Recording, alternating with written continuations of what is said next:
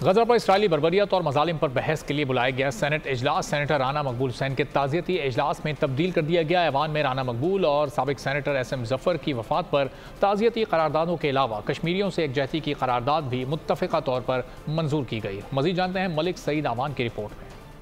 In pursuance of Sub-Rule 1 of Rule 14 of the Rule of Procedure and Conduct of Business in the Senate 2012, chairman senate Sadiq Sanjrani کی زیر صدارت اجلاس ہوا تو chairman senate نے senator Rana Maqbool اور ایس ایم ظفر اور اقصی شہداء کے لیے دعائے مغفرت کرانے کی درخواست کی۔ سینیٹر حافظ عبدالکریم نے ایوان میں دعائے مغفرت کرائی۔ اللهم اغفر لنا ولوالدينا ولجميع المسلمين والمسلمات الأحياء منهم والأموات۔ یوسف رضا گیلانی نے کہا کہ روایت کے مطابق آج ایوان میں رانا مقبول کی زندگانی اور ان کی خدمات پر بحث ہونی چاہیے، جس پر چیئرمین سینٹ نے رولنگ دی کہ آج صرف رانا مقبول اور ایس ایم ظفر پر بات ہوگی۔ فلسطین معاملے پر بحث پیر کو کی جائے گی۔ ایوان نے دونوں سینیٹرز کی وفات پر تعزیتی قراردادیں منظور کر لیں۔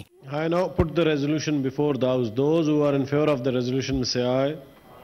Those against the resolution may say no. I think the ayes have it.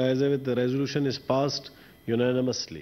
Senator Raza Rabbani نے مطالبہ کیا کہ الیکشن کمیشن فوری الیکشن کی تاریخ دے تاکہ بے یقینی کی فضا ختم ہو۔ آپ کے توسط سے میں یہ بات کہنا چاہتا ہوں اور الیکشن کمیشن سے ڈیمانڈ کرتا ہوں کہ وہ الیکشن کی تاریخ جو ہے وہ فوری طور پہ دے تاکہ یہ غیر یقینی کی حالات جو ہیں وہ ختم منڈے پہ کر لیں۔